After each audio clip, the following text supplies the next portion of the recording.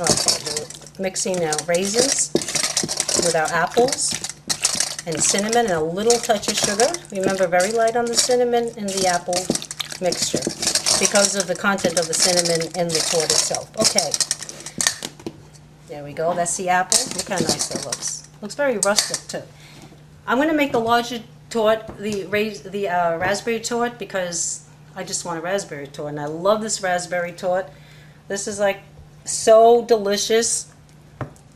You can actually, after you bake it, you can wrap half of it up and just, keep the other half out. Wrap it. As long as you wrap it securely in saran wrap, it'll stay for about 2 or 3 months. Pull it out of the freezer, defrost it, sprinkle it with powdered sugar, and it tastes like you just made it yesterday. Okay, so we're spreading the preserves. And you have to be careful with the preserves too, because it's rich, it's very sweet. So I'm not going to make like a mountain of the raspberries, but I need to spread it through the whole torte and make sure that it gets into all the crevices there, because remember, again, this is going to expand, and I don't want a thick wall of dough pushing the torte together so that you have more crust than the filling.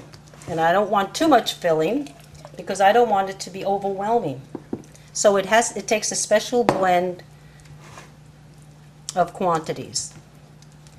All right. You see, I like to get it even. All right.